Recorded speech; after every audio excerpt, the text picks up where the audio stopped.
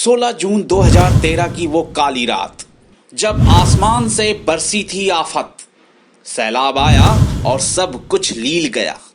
उस खौफनाक मंजर की ना भुला पाने वाली दास्तान। 16 जून 2013 में केदारनाथ में आई वो आपदा और उसका वो खौफनाक मंजर कौन भूल सकता है।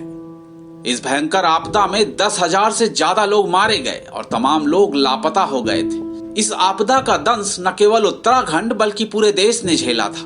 हिंदुओं की आस्था के प्रतीक तीर्थ स्थल केदारनाथ और उसके आसपास भारी बारिश के बाद पहाड़ टूटने से एक प्रलय ने जन्म लिया, जिसने चारों ओर तबाही मचा दी। यह 16 जून 2013 की वो काली रात थी। इसी रात आसमान से आफत बरसी थी और चारों ओर खौफनाक मंजर था। यह आफत उत्तराखंड में आई प्राकृतिक आपदाओं में सबसे ज्यादा क्रूर और विनाशकारी थी। दरअसल 13 जून से 17 जून के बीच देवभूमि उत्तराखंड में भारी बारिश हुई, जिससे ग्लेशियर पिघल गया और इससे मंदाकिनी और सरस्वती नदियां उफान पर आ गईं, जिसका असर उत्तराखंड, हिमाचल और पश्चिमी नेपाल तक हुआ। उत्तराखंड में केदार घाटी, रामबाड़ा, गौरीकुंड, सोनप्रयाग, चंद्रापुरी, अगस्त्यमुनि और श्रीनगर जैसे इलाकों में भारी तबाही हुई। लेकिन केदार घाटी की तबाही तो रूह को कंपा देने वाली थी। आपदा की रात केदारनाथ मंदिर के आसपास के पहाड़ों पर झीलों में पानी भर चुका था और बादल फट रहे थे। केदारनाथ के पास मंदाकिनी और सरस्वती नदियां उफान पर थीं। मंदाकिनी का स्रोत चोराबाड़ी झील भर चुकी थी। वहीं थोड़ी दूर पर ही मंदिर परिसर में तीर्थयात्रियों और अन्य लोगों को आने वाली आफत का बिल्कुल भी अंदाजा नहीं था। शाम ढल चुकी थी लेकिन बारिश हो रही थी।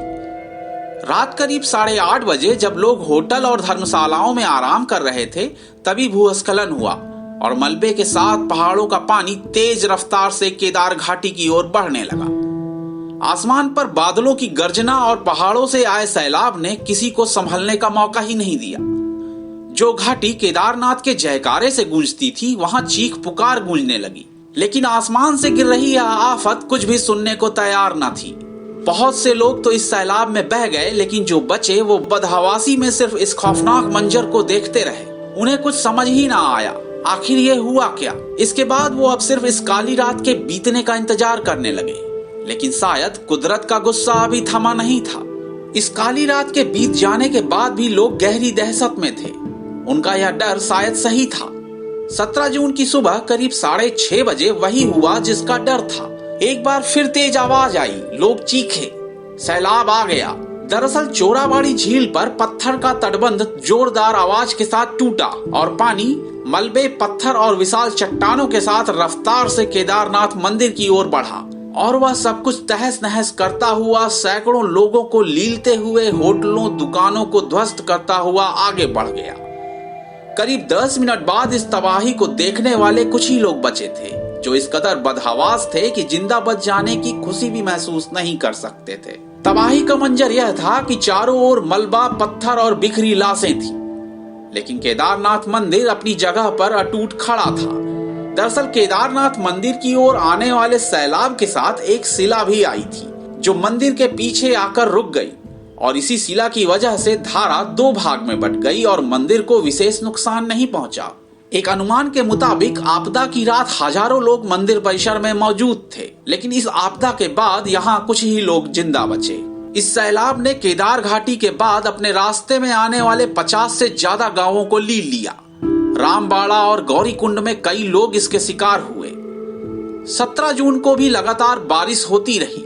18 जून को जब मौसम साफ हुआ तो बचे लोगों ने अपने बिछड़े लोगों को बिखरी लाशों में तलाशना शुरू किया। कुछ मिले, कुछ का पता ही ना चला। तबाही के बाद राहत और बचाव कार्य शुरू हुआ। हजारों फंसे लोगों को बचाया भी गया। बहुत से अलग अलग इलाकों में फंसे तमाम लोगों ने भूख से दम तोड़ दिया। यह आपदा केदार घाटी ही नहीं, दूसरे पहाड़ी इलाकों में भी आफत के रूप में बरसी थी। तबाही के बाद मिले कंकालों से समझना मुश्किल नहीं था कि तबाही का वह मंजर कैसा रहा होगा। भले ही यह आपदा तेज बारिश की वजह से हुई, लेकिन पर्यावरणविद इसे मानव निर्मित आपदा मानते हैं।